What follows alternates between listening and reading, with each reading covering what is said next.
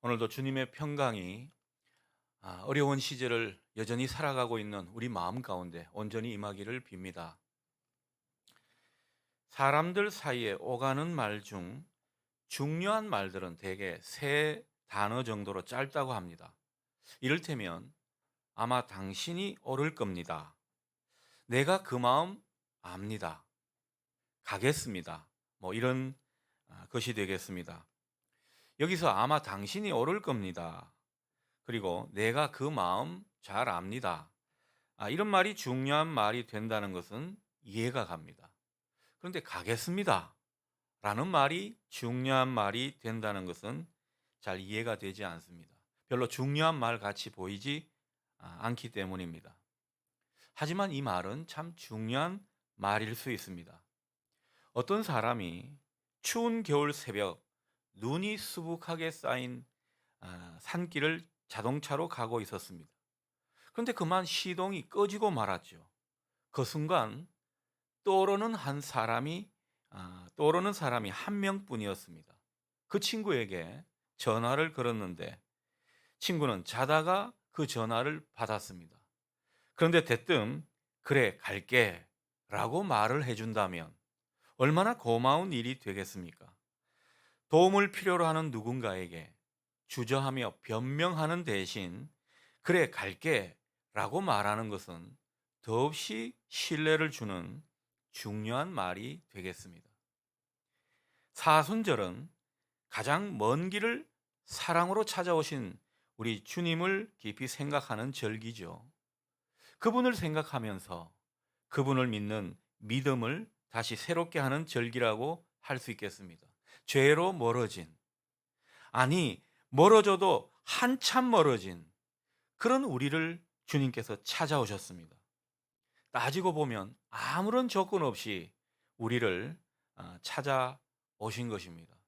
그러니 오늘 이 말처럼 주님은 우리에게 그래 갈게 아무런 조건 없이 이런 말을 하시면서 우리에게 다가오신 분이시라는 겁니다.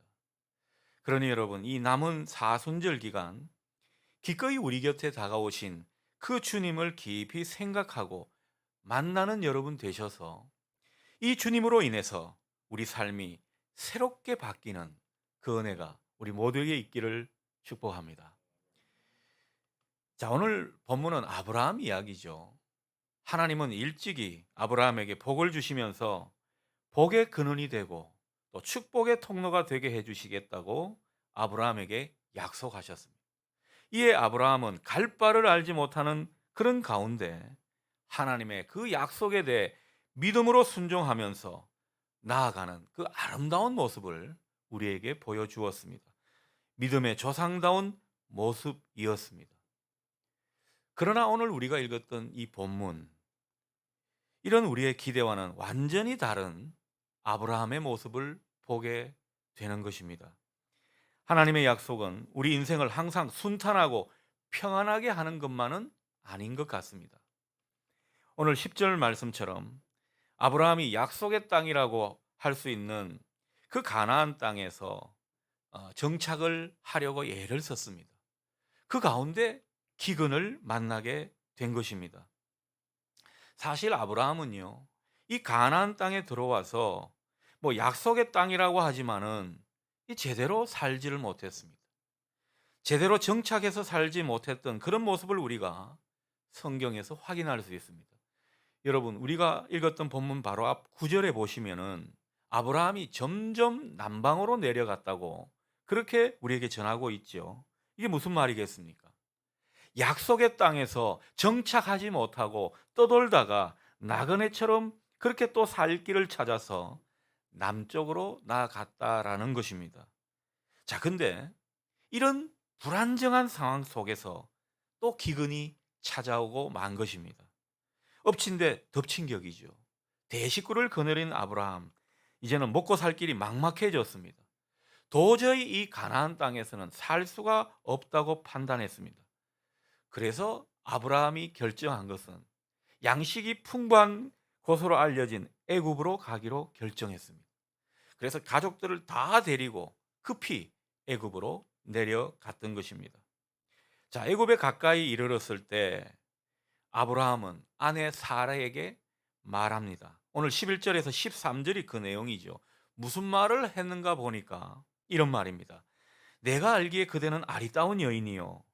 애굽 사람들이 당신을 볼 때 말하기를 이는 그의 아내라 하여 나는 죽이고 당신은 살릴 것이요. 그러니 바라건대 그대는 나의 누이라 하시오. 그러면 내가 그대로 말미암아 안전하고 내 목숨이 그대로 말미암아 보존될 것이요. 이렇게 아내에게 말했다는 것입니다.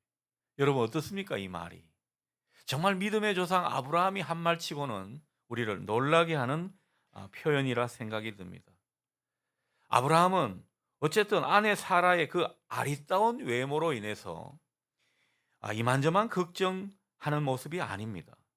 우리 중에도 그런 분들이 있죠. 아내가 너무 이뻐가지고 이 어디 뭐 가는 것도 걱정이 돼가지고 뭐 옷도 어떻게 입어라 저렇게 입어라 터치하는 그런 분들이 있을 수 있는데 아브라함이 그랬다는 것이죠. 자, 그런데 이 당시 사라 나이를 추정해 보면요, 65세 나이라고 볼 수 있습니다. 자, 이 나이에 뭐가 그렇게 아리따울까 생각이 들지만 그렇지가 않습니다. 1947년 사해 근방에서 발견된 두루마리 문헌에 의하면 이 사라는 엄청난 미인이었다고 밝혀주고 있습니다. 사라가 127세에 죽었다고 성경이 전하고 있죠. 이때까지 사라는 출산의 경험이 없는 여인이었습니다. 그런 점을 감안하면 뭐 당시 시대의 어떤 상황이나 또 여러 가지 생물학적인 입장을 고려해 보면 사라는 요즘 나이로 보면 한 40대 중반 여성으로 볼 수가 있겠습니다. 아무튼 백옥 같은 피부에 절세 미모를 가진 여인이 사라라고 할 수 있겠습니다. 자, 그런데 이렇게 절세 미인을 두어서 생존 자체를 염려하는 이 아브라함의 모습, 여러분 어떻게 보십니까? 저는 이 모습을 보면서 얼마나 불편한 생각이 들었는지 모릅니다. 오늘 아내에게 하는 이 아브라함의 말을 한번 보십시오. 이분이 과연 믿음의 조상 아브라함이 맞나 하는 생각이 들 정도로 초라하고 찌질하고 비루하기까지 한 그런 모습을 우리가 보게 되는 것입니다. 그가 하는 말은 자기가 살자고 아내를 위기에 빠뜨리는 그런 말 아니겠습니까? 누이라고 속여서 자기가 산다고 한들 애굽 사람들이 자기 아내를 가만두겠습니까? 겁탈하거나 자기 소유로 두려고 하는 그런 일은 얼마든지 있을 수 있다라는 것입니다. 그런데도 이 아브라함은 왜 이런 비겁한 생각을 하고 또 초라한 행동을 보이고 마는 것인가? 우리가 그것을 생각해 보게 되는 것입니다. 여러분 그 이유가 무엇입니까? 그 이유는 다른 게 아닙니다. 하나님의 약속을 아브라함이 신뢰하지 않아서 그런 것입니다. 여러분 믿음의 사람이 하나님의 약속을 붙들지 않으면 그 인생이 초라해질 수 있습니다. 애초에 아브라함이 애굽으로 내려가기로 마음먹은 것은 그가 하나님이 주신 약속을 철저히 신뢰하지 못하고 있음을 보여주는 증거라고 볼 수 있겠습니다. 하나님의 약속을 믿고 순종해서 그 고향과 친척, 아버지의 집을 떠날 때 가졌던 그 하나님에 대한 믿음, 그 하나님을 향한 신뢰 다 사라지고 말았습니다. 기근이라고 하는 이 환난 앞에서 그 신뢰는 다 무너지고 말았다는 것입니다. 아브라함은 그를 축복하시겠다고 말씀하신 그 하나님의 분명한 약속을 붙들어야 했습니다. 하나님께서 어떠한 위험 속에서도 그를 능히 보호하실 거라는 그 사실을 믿어야 했습니다. 그런데 그것을 믿지 못한 것이죠. 하나님을 신뢰하지 못했던 모습을 우리가 오늘 본문에서 확인하게 됩니다. 이렇듯 하나님을 신뢰하지 못했기 때문에 아브라함은 애굽에 가까이 이르자 어떤 마음이 들었습니까? 이 애굽 사람들이 이 아리따운 외모를 가진 자기 아내 때문에 자기를 죽일 수도 있다는 있지도 않은 사실을 마치 벌어진 일인 것처럼 걱정하고 두려워하는 이런 모습을 보이고 있는 것입니다. 결국 자신의 안전을 보장하기 위해서 이 아브라함은 거짓말까지 생각하게 되는 것이죠. 그리고는 자신만 하는 것이 아니라 그의 아내 사라에게까지 거짓말을 하도록 초라하게 간청하고 있는 누추한 모습의 아브라함을 오늘 우리는 보게 되는 것입니다. 자, 이렇게 해서 사라의 아리따움에 대한 소문이 점점 퍼져나가기 시작했습니다. 이제는 애굽의 고관들의 귀에까지 들렸습니다. 뭐 이 당시에 SNS가 없다고 하더라도 이 아리따운 외모를 가진 사람들에 대한 소문은 이 아, 바로의 이 국내에서는 금방 퍼졌을 수 있다라는 것입니다. 자, 이 시대는요, 뭐 좀 아름다운 여인이 있다고 하면은 서로가 차지하려고 하는 완력으로 서로가 차지하려고 하는 시대이기 때문에 애구방 바로도 이 소문을 듣게 되었다라는 것이죠. 가장 힘이 있는 바로, 신으로 추앙받는 바로였기 때문에 단번에 이 아브라함의 아내 사라를 자기의 여자로 삼았습니다. 그는 아브라함에게 결혼 지참금을 지불하고서는 사라와 결혼식을 올리게 됩니다. 불행하게도 이 아브라함의 아내 사라는 바로의 아내가 되어버렸습니다. 그 덕분에 아브라함은 또 많은 재물을 챙기게 됐죠. 하루아침에 거부가 되는 그런 모습을 우리가 성경에서 확인합니다. 16절을 보십시오. 아브라함이 아내를 판 대가로 바로에게서 무엇을 받았습니까? 양과 소와 암나귀와 수나귀와 낙타와 남녀 종들까지 하사품으로 받았다는 내용을 성경이 우리에게 전하고 있습니다. 이게 지금 아브라함이 겪고 있는 현실인 것입니다. 자, 그런데 문제는 이때로부터 하나님께서 바로의 집에 재앙을 내리게 하셨다는 것입니다. 하나님께서 아브라함의 그 아내 사라의 일로 바로와 그 바로의 온 집에 재앙을 내리셨다는 것입니다. 처음부터 뭔가 이상하다고 생각했던 바로는 즉시 아브라함을 불러서 자초지종을 묻습니다. 그리고 신문하기 시작했죠. 사라와의 관계를 따져 물은 것입니다. 이렇게 말하고 있습니다. 18절에서 19절 말씀입니다. 네가 어째서 내게 이렇게 대하였느냐? 어째서 그를 내 아내라고 내게 말하지 아니하였느냐? 네가 어찌 그를 누이라고 하여서 내가 그를 데려다가 내 아내를 삼도록 하였느냐? 네 아내가 여기 있으니 이제 얼른 그를 데려가라. 바로가 이런 말까지 하게 됩니다. 아브라함이 이런 말을 듣고 있습니다.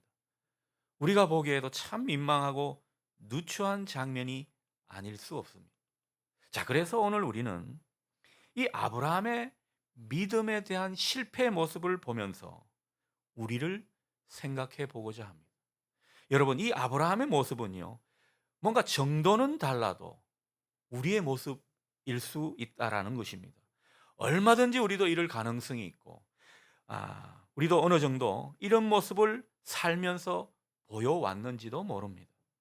뭔가 믿음의 실패에서 그 인생이 누추하고 비루해지는 그런 모습을 우리가 만날 수도 있다라는 것입니다.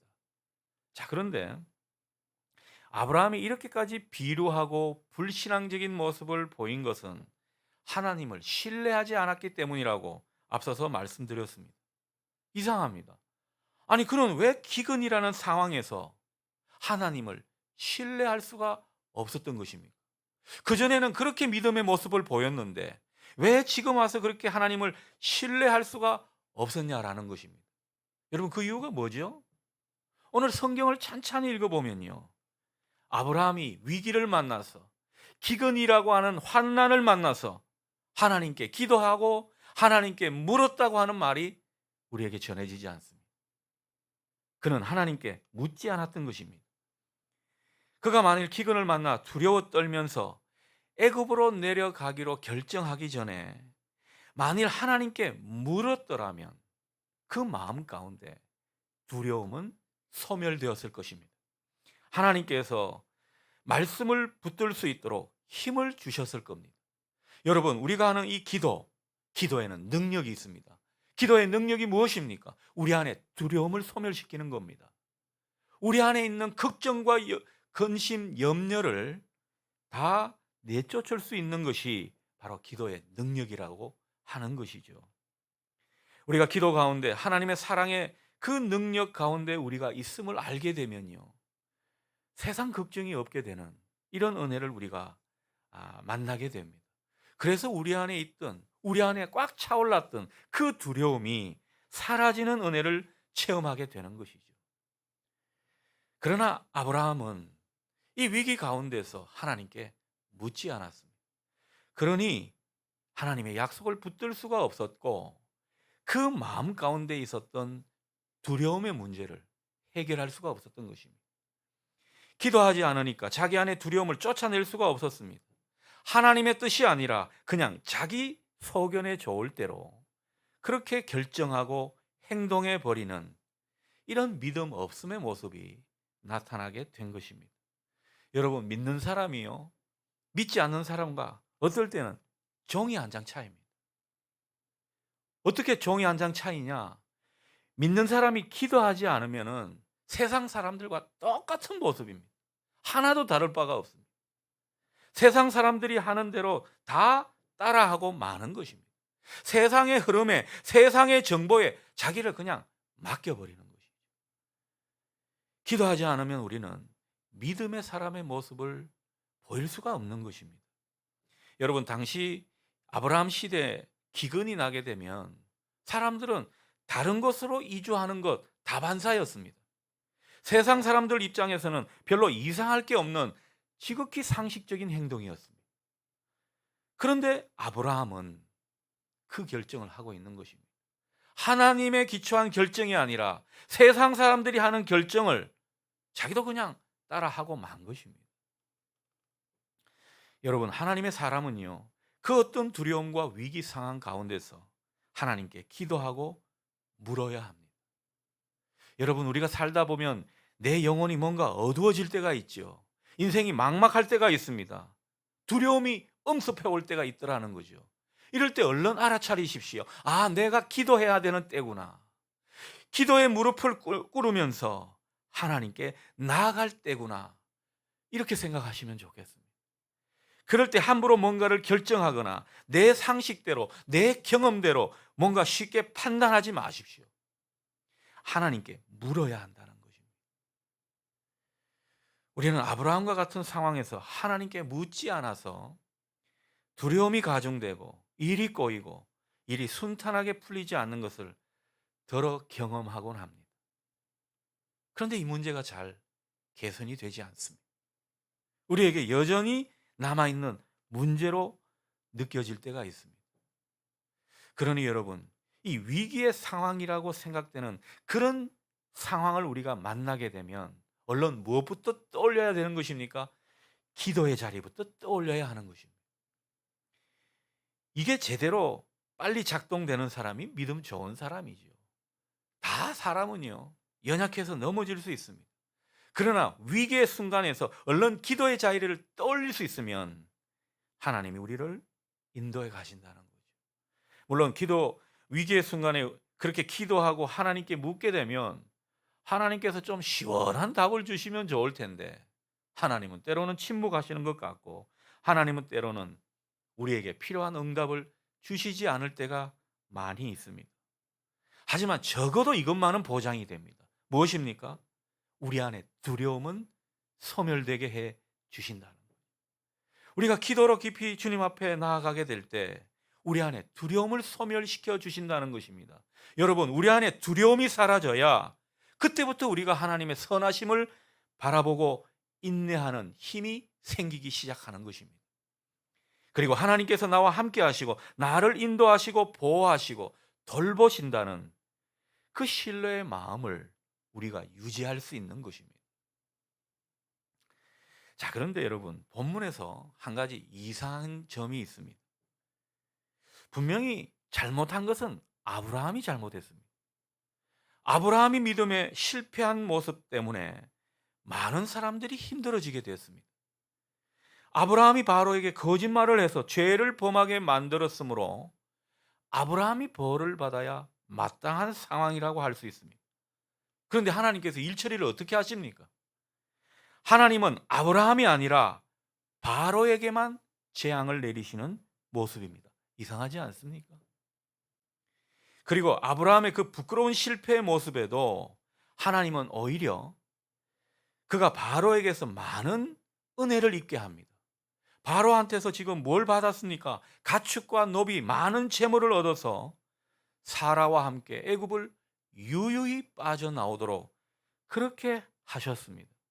이것 또한 이상하지 않습니까? 늘 이상한 것은 제 몫인 것 같아요. 여러분들은 좀처럼 이상해하지 않는 놀라운 은사가 있는 줄 믿습니다.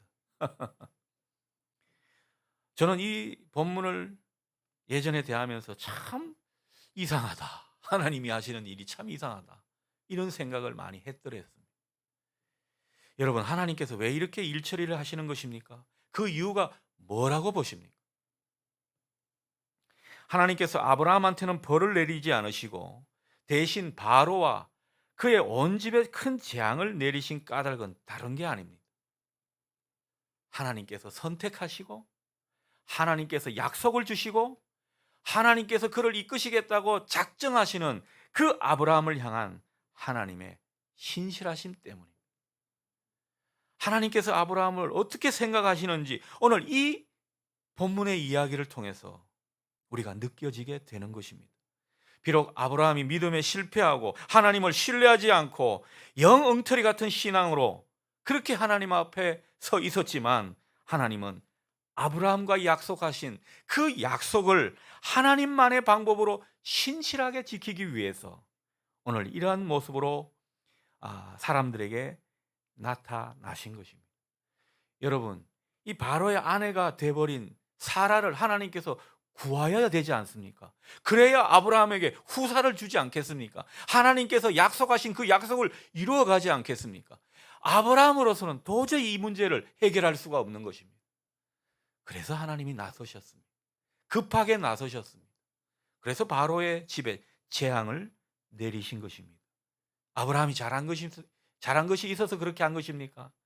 결코 그런 것이 아닙니다. 아브라함은 잘한 것이라고는 눈꼽만큼도 없는 그런 상황이라고 할 수 있습니다.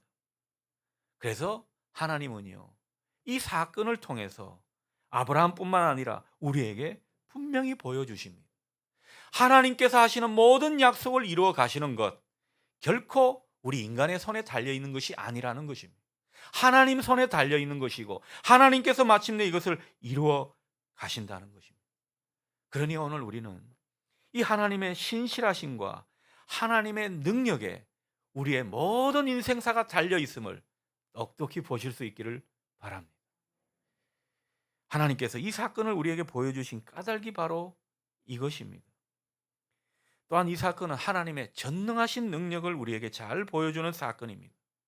사라가 애굽의 왕이요 신으로 간주되는 그 막강한 권력자인 이 바로의 궁에 갇혀 있을 때 하나님께서 바로에게 재앙을 내리셔서 사라를 구하셨습니다. 도저히 아브라함에게는 방법이 없다고 생각했는데 하나님은 전능하신 하나님으로 나타나셔서 아브라함에게 하나님의 모습을 보여주시고 하나님의 역사를 알게 해주셨습니다. 그때 아브라함은 분명히 보았지요. 야, 내가 믿는 하나님, 세상의 어떤 왕보다 어떤 신보다 위대하시고 전능하신 하나님이시구나. 우리 하나님은 못하실 일이 없으신 분이시구나. 똑똑히 알게 된 것입니다.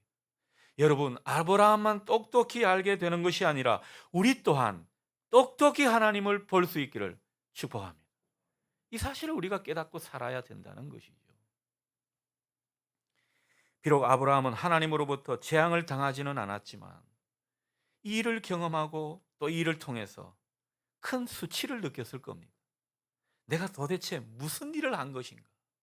내가 아내를 팔아서 이렇게 꾀죄죄하게 내 목숨을 연명하려고 했던 것인가? 얼마나 부끄러웠겠습니까? 자기의 불신앙과 신실하지 않은 모습 때문에 다른 사람들이 하나님께 저주를 받는 모습에 부끄러움과 충격을 받았을지 모릅니다. 하나님은 때론 이런 모습으로 당신의 백성들을 챙기신다는 거죠. 그런 의미에서 19절 말씀은 마치 하나님이 자기에게 한 말씀으로 아브라함은 느꼈을 겁니다. 바로가 하는 말이지만 하나님이 하신 말씀으로 뼈저리게 느끼지 않았을까 생각합니다. 하나님으로부터 부름을 받은 아브라함, 하나님을 잘 모르는 그 바로에게서 수치를 당하며 하나님의 신실하심과 하나님의 전능하심을 똑똑히 배우게 된 것입니다. 그는 무엇보다 하나님을 새롭게 경험했습니다. 20절 보십시오. 자기의 그 참 못난 모습, 실수와 실패에도 불구하고 하나님은 그를 지켜주시고 보호해 주셨습니다. 많은 재물까지 챙겨주시면서 안전하게 집으로 돌아오게 해 주셨습니다. 이런 일을 쭉 나중에 아브라함이 반추했을 때, 되돌아보았을 때 부끄러움과 함께 얼마나 많은 감격 속에 젖었겠습니까? 아, 하나님께서 이렇게 하셨구나. 하나님은 끝까지 약속을 지키시는 신실한 하나님이시구나. 뼈저리게 느끼면서 그 하나님의 사랑의 깊은 은혜를 맛보았을 것입니다. 이로 인해서 이 아브라함은 깊은 후회와 회개, 반성의 시간을 보냈을 겁니다. 그리고 기도할 때마다, 그때는 기도 안에서 그런 일을 당했는데 기도할 때마다 감사의 눈물을 흘렸을 거라 생각이 듭니다. 아브라함은 비록 실패했지만 그 믿음의 실패로부터 자기가 믿는 그 하나님에 대한 귀한 깨달음을 얻게 되었습니다. 여러분, 지혜로운 사람은요, 실패로부터 배우는 사람입니다. 인생은 누구나 실패할 수 있습니다. 누구나 연약하기 때문에 잘못될 수 있고 잘못된 판단과 결정을 할 수 있습니다.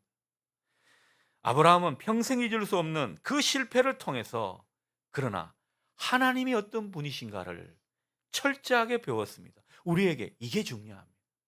실패가 우리에게 문제가 아니라 그 실패로부터 하나님을 제대로 배우고 있는가, 하나님을 철저하게 배웠는가, 이게 우리에게 중요한 것입니다.